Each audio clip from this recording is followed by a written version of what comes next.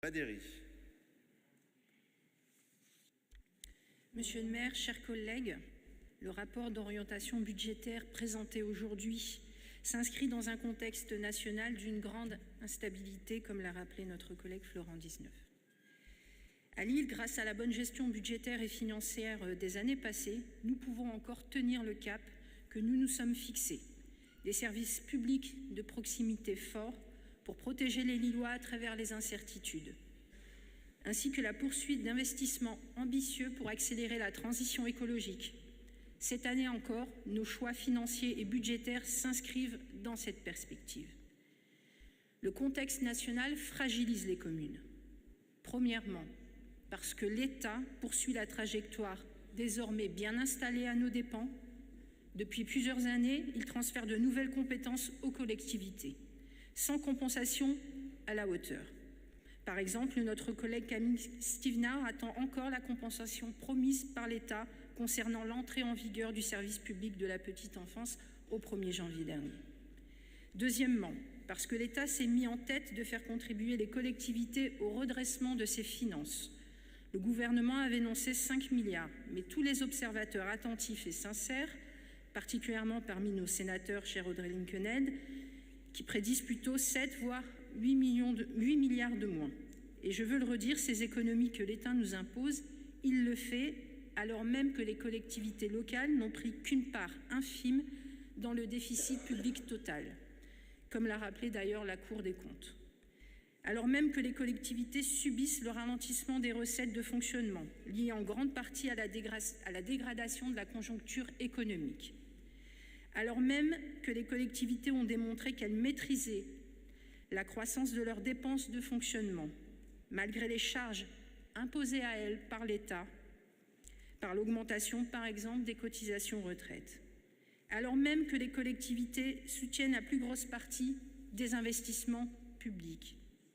Je ne reviendrai pas sur les nombreuses propositions qui ont été faites ces dernières semaines au Parlement afin que le gouvernement desserre l'étau et dégage des ressources nouvelles auprès des plus fortunés. Il préfère manifestement poursuivre une démarche idéologique qui est la ligne depuis 2017 et qui continue à mener l'offensive contre le service public qui pourtant a fait la force du modèle français. Hier, lors de son discours devant le Congrès des maires, le Premier ministre n'a pas annoncé grand-chose de nature à rassurer les communes et éclairer le travail de nos collègues élus au budget et aux finances. Tant et si bien qu'André Léniel, VP de l'AMF, parlait hier d'un risque de rupture. Nous savons que le Sénat, à travers toutes ses sensibilités, sera majoritairement du côté des communes dans les débats budgétaires. Qu'en est-il de l'Assemblée nationale ? Qui défendra le service public de proximité et ses travailleurs? J'ai ma petite idée. Les Lillois sauront juger de la constance des positions de chacun. À Lille, notre choix ne varie pas. Le budget 2026 devra permettre de consolider le service public. Nous assumerons la hausse maîtrisée de la masse salariale parce qu'elle est le résultat de choix guidés par la justice sociale. Les agents de la ville méritent que nous poursuivons les efforts de déprécarisation et d'accompagnement de leur carrière. Les Lillois méritent que nous renforcions les effectifs dans les écoles, dans les crèches, dans les équipements culturels, sportifs et de proximité. Car nos agents sont la première ligne du service public. Ils sont au contact des Lilloises et des Lillois. Ils reçoivent et accompagnent le public.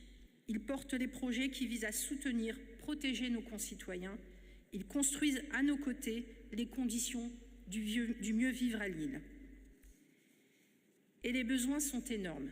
Les fragilités de nos concitoyens sont nombreuses, comme en témoigne la haute fréquentation de la Maison des Solidarités, qui a déjà reçu plus de 10 000 usagers en quête de réponses depuis son ouverture. Des réponses qu'ailleurs, on ne leur donne plus.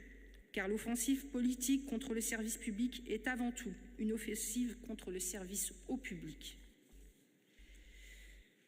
J'en veux aussi pour preuve l'allongement de la liste des demandeurs en attente d'un logement social.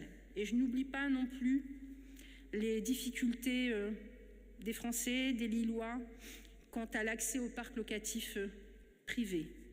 D'ailleurs, une offensive coordonnée des lobbies contre l'encadrement des loyers. À l'heure où nous nous mobilisons pour sa pérennisation, Nous défendons ce dispositif qui porte ses fruits en ceci qu'il freine effectivement la hausse des loyers. Permettez-moi de le rappeler particulièrement à celles et ceux qui s'opposent à l'encadrement des loyers. Grâce à ce dispositif à Lille, les loyers sont 4% inférieurs à ce qu'ils seraient sans l'encadrement des loyers. Défendre l'encadrement des loyers, c'est défendre le pouvoir de vivre de nos concitoyens, puisque le logement est le premier poste de dépense d'un ménage. Cette année encore, nous avons les moyens de faire un choix clair au service du pouvoir de vivre des Lilloises et des Lillois. Nous n'augmentons pas la fiscalité locale. Nous avons les moyens de faire ce choix parce que nous observons une gestion rigoureuse des finances de la ville, saluée encore récemment par la Chambre régionale des comptes. Maîtrise des dépenses de fonctionnement et recours à l'emprunt responsable après une longue période de désendettement. Non, à Lille, nous refusons de substituer la dette financière par la dette écologique et sociale. Ce choix, nous le faisons en conscience et en responsabilité, en mesurant et en maîtrisant toutes ses conséquences. Nous conserverons en 2026 une capacité de désendettement prudente, plus de 2 ans en dessous du seuil d'alerte. En 2026, nous proposons le choix qui a présidé à tous ceux que nous avons faits ces dernières années, celui de l'investissement. Après avoir réalisé 105 millions d'investissements cette année, un record sur le mandat, nous continuerons en 2026 d'investir pour tenir les engagements du plan lillois pour le climat et améliorer le cadre de vie de nos concitoyens. Je voudrais citer quelques-uns de ces grands projets qui donnent à voir et à vivre concrètement la ville en commun, durable et solidaire que nous défendons depuis longtemps déjà.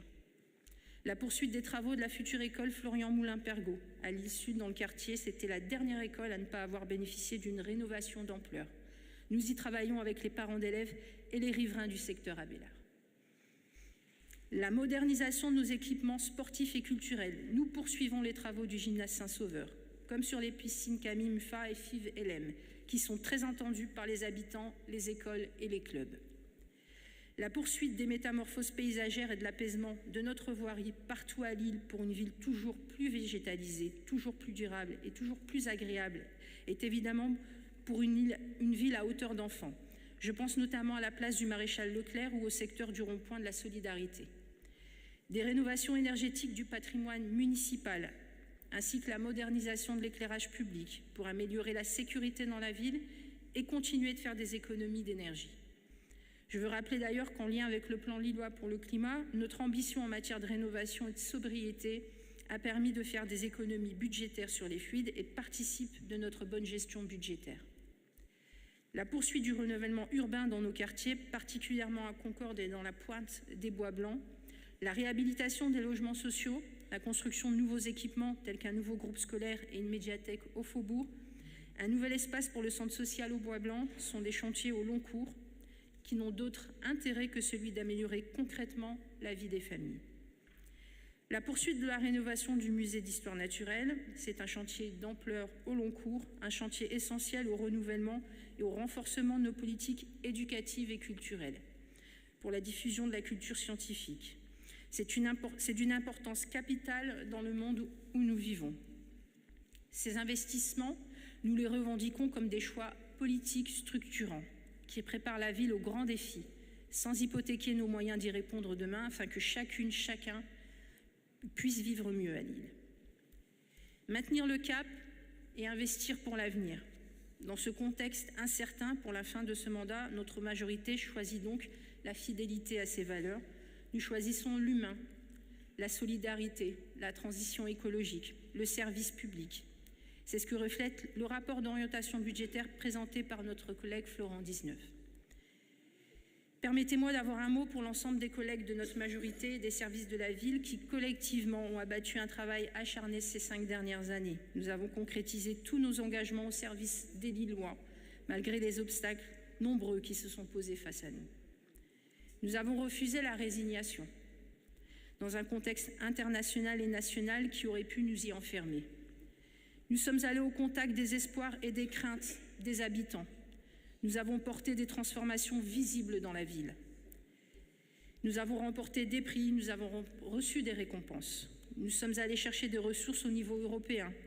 Chaque jour, nous avons choisi l'action pour Lille et pour les Lillois. Les Lillois et les Lilloises qui ont traversé ces 6 dernières années avec beaucoup de résilience et de dignité. Nous n'avons donc pas terminé de faire ce choix de l'action pour les Lillois, pour Lille, encore et toujours. Je vous remercie.